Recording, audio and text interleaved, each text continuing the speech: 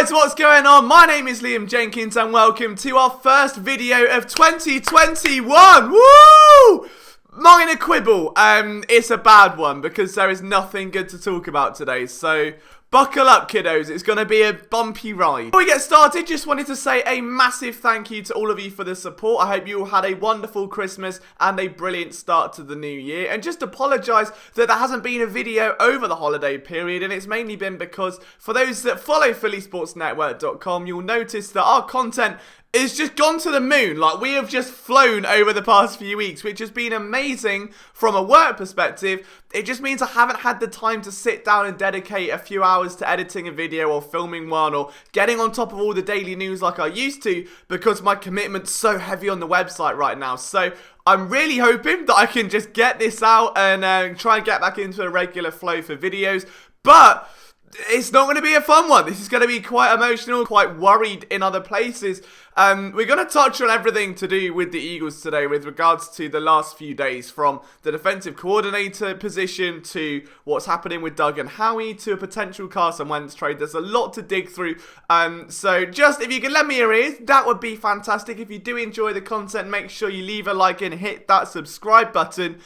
Let's dive straight in. It's the only way we know. First and foremost, let's address what happened on Sunday night. The Eagles obviously shafting the Giants out of a playoff position by tanking, or so it would seem. Doug Peterson said he was coaching to win, although I don't see how he was coaching to win. And this goes beyond just taking Jalen Hurts out of the game, because Hurts was struggling and his passer rating was literally lower than one Carson Wentz has ever posted in his career. So it's not like he pulled an elite MVP caliber QB and stuck in a Nate, well, he did stick in a Nate Sudfeld, but do you know what I'm saying? It wasn't like he pulled an amazing quarterback here. The game itself was tragic. I mean, the fact that Doug Peterson was punting from within Washington territory, the offsides at the end, like, it was just bad, and it felt like a constant battle between offense and defense. The offense was trying to throw the game for what felt like most of the afternoon, while the defense was doing everything it could to save it. And I think the reason the defense was playing so hard was it's Jim Schwartz's last game for the foreseeable future. And we don't know if Jim Schwartz will be back long term, but we know at least in short term he's letting his Eagles contract run out and he's taking a year off from coaching. Probably just needs to rest, get away to the Bahamas and forget any of this ever happened. The year has just been a mess, hasn't it? And Jim Schwartz's defense hasn't exactly been immune to the adversities and the chaos and the setbacks and the injuries and everything else. And they went through a really bad patch when they were giving up like 400 yards per game. I think that's every game, actually. And while there have been some bright spots for sure, I understand that at this point in his career, when he's coached in the NFL for over 20 years, when he's been around this team, he's won a Super Bowl now, I get where he might just want to hang up and say, you know what, not with this team, not anymore, I need a break. Fully get it. It comes as a shock, and I feel like people who don't appreciate Jim Schwartz won't really miss him until he's gone. And I'm not saying this as a Schwartz defender, because I've been plenty critical of his scheme in recent years, and the fact that his corners are always on an island, 10 yards off the ball, and it's just easy checkdowns for quarterbacks. I also really hate the fact that your whole defense is predicated on a pass rush that can't get home if the ball comes out within 0.7 seconds. So I've had a lot to say about Schwartz, whether it's cornerback development, whether it's linebackers or whatever. But ultimately, he's a very sound defensive coordinator, a fundamentally sound defensive coordinator. Are there a lot of adjustments? Not really. Does that help other teams? Definitely, but you can do a lot worse than Jim Schwartz, and I think you can look back at the last few years, and for every low moment or blown game or terrible miscommunication or overloading of information on the secondary, there has been a bright moment, or there has been a big game-changing play, or there has been a game where the offense has done absolutely nothing and the defense has stepped up. Where the Eagles go from here is a very interesting question. A lot of people are looking to Gus Bradley. Some are looking all the way down to the college ranks. I know Brent Venables is a name that some people want. I don't think it goes that far. I personally think the Eagles are going to come away with a very clear path. I think that the road has already been made crystal clear for the Eagles, and the man in question is Matt Burke. He was brought on in 2019 for some reason as an aide to Jim Schwartz. Like, Jim Schwartz, you know, Super Bowl winning defensive coordinator, Man, it was coach of Detroit Lions, has been with the Titans for years. Like, he's had a humongous career. Needs an aid all of a sudden. Like, he needs someone in his ear. Like, he needs a little parrot on his shoulder. Somehow that was a thing. Then 1 year later, the Eagles confusingly got rid of Philip Daniels as defensive line coach and gave Matt Burke that position. He held that this year, became the run game coordinator as well, and he did pretty good.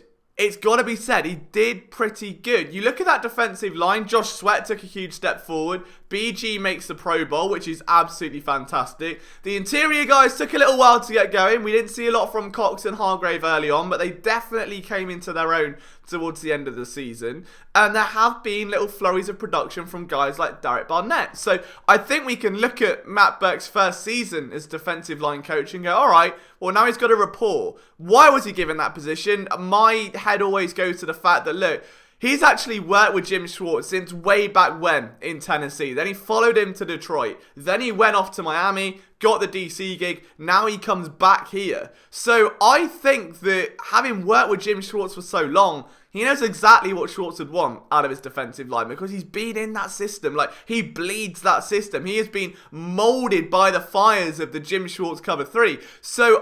Of the Jim Schwartz wide 9. So I really think that Burke was a shoo-in for that DL gig because he knows how to handle it. So now you're looking for a defensive coordinator. Burke has proven that he can handle Pro Bowl talent. He can get Pro Bowl talent. 2 of the 3 Pro Bowlers came from his defensive line. And he knows the scheme inside out. It means if the Eagles do move on from Schwartz, a move that they were quite blindsided by all accounts, that the defense can fundamentally stay the same. There might be some changes. There might be some shake-ups. I mean, let's not forget, he could barely use Minkah Fitzpatrick in Miami. But I do think Matt Burke is the perfect in-house candidate. Now, I would love to see Mark and Manuel get a shot. I would love Dan Quinn to get an interview, reunite with Mark and Manuel, and start that fire burning. Unfortunately, this is the Eagles, and I really do think that they've almost cleared this pathway, maybe preempting the retirement of Jim Schwartz, and gone, do you know what? I think Matt Burke can be the guy. I think he can just catch that baton nicely and carry on like nothing's happened because he is a carbon copy of the defensive coordinator. So that's where I'm at on that front. On that note, though, obviously Doug Peterson and Howie Roseman remain. They gave their end-of-year press conferences today in which they said nothing at all by saying something, which is, you know, kind of the standard for press conferences. Where do I stand on both of them coming back? I'm impartial. I mean, I think that there should have been some action taken. I also feel like don't just bin off a Super Bowl winning head coach after one bad year with the roster being that bad. And it was very uncharacteristic from Doug. Let's not forget. I think we need to see this over a year and a half. Like, let's see what happens the first 4 or 5 games of next season. Let's see what the deal is then. Is he still passive aggressive? Does he still look like a zombie? Is he still clearly missing some sleep? Like, what is going on?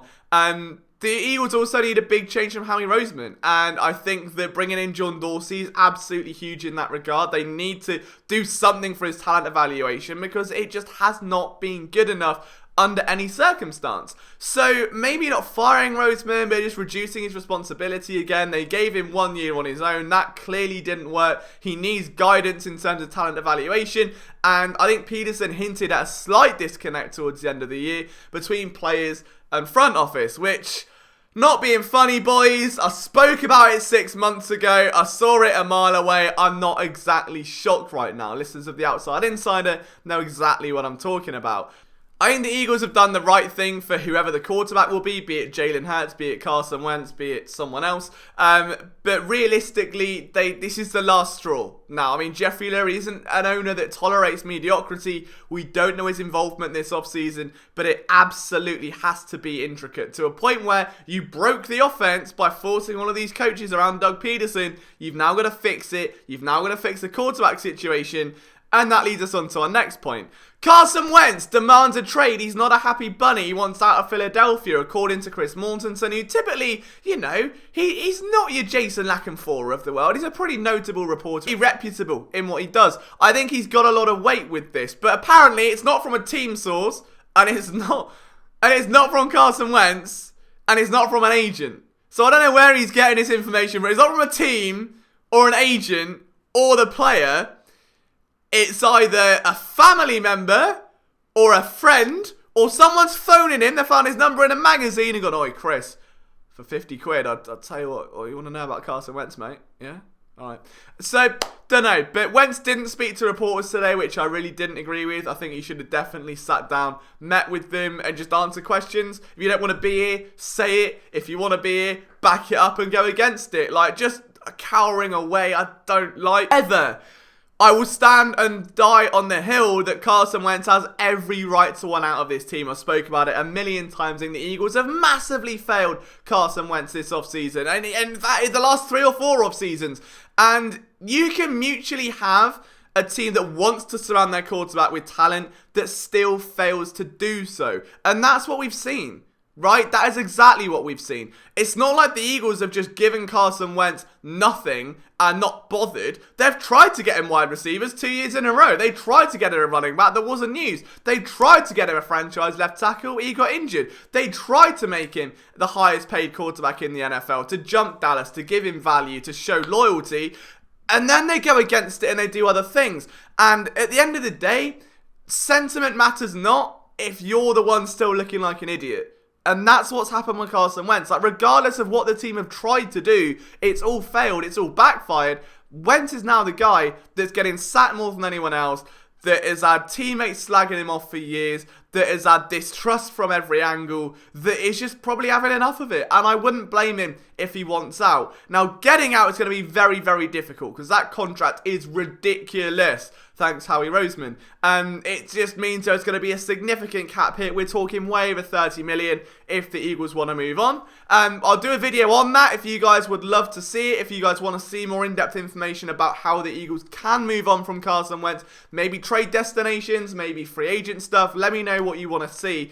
I think Wentz stays, and I think it's going to go badly, personally. Like, I think facilitating a trade, you need something magical. You need something magical with that contract, to a point where Wentz is going to have to, like, literally give his own money to the Eagles to negate the cap hit, to get him off the books, just to have a chance at a fresh start. And if that isn't the most Eagles thing for the Carson Wentz saga, of if you want to leave us, you've got to be the guy to do it, It just doesn't make sense. It doesn't sit right with me. I feel terrible for him. I hope he gets a fresh start. I would love for him to thrive somewhere else, because I think he deserves it. Yes, he's been bad this season. He has been let down massively by the organisation, and that cannot go unsaid. Mike K put a report out saying he's got to stop the woe is me stuff. I love Mike. I love his reporting. Massively disagree with that article. I don't think there's anything woe is me about someone that is just being constantly gut punched by his own team and wants out.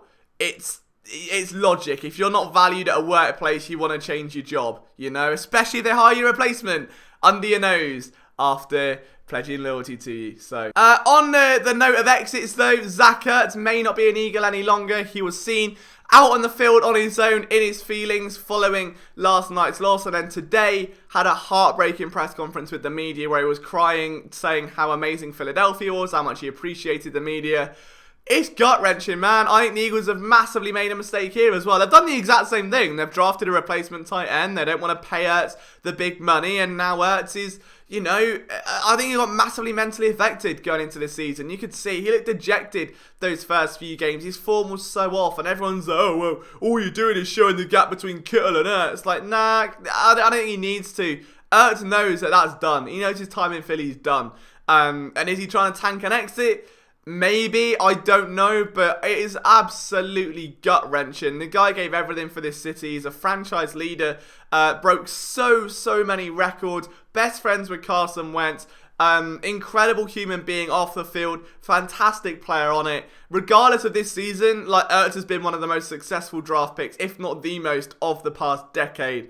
Losing him is going to sting, and again, you just have to hope Dallas Goedert can show up. And if I'm honest, I haven't been blown away the last couple of years, and that's a separate video. I like what Goedert brings in the red zone. I like his yak ability. I don't think he's as complete as Zach Ertz. His blocking ability is better. In terms of tracking the ball, in terms of like spacing and leverage, I don't think he's quite there yet. He continues to get injured, which isn't good news.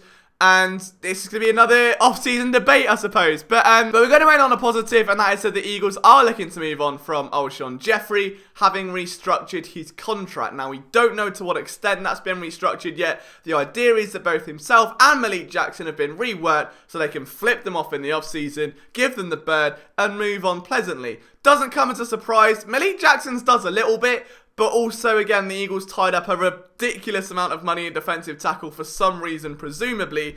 Didn't go to plan. Last year, the team then made Javon Hargrave the highest paid nose tackle. Still having Cox, still having Jackson, and now they've got to get rid of Jackson. So, like, I don't know. Like, it breaks my heart. I think Malik Jackson was probably better than Javon Hargrave this year, in my opinion. Just from a penetrative pass rush ability. Overall, I think Hargrave definitely had the steadier incline for the season, whereas Jackson was quite up and down. However, you're now back to a point where once again you need depth at defensive tackle, and it happens every year because the Eagles are either just going all in or not at all. So we'll see what happens, but the fact is both should be gone, freeing up some cap space and giving the Eagles some leverage. I think that's just about everything. We're going to have a special Sixers video tomorrow. We're going to have Flipping the Birds coming soon. I'm going to try and get some videos out this week. What do you want to see? Do you want draft? Do you want scouting? Do you want free agency?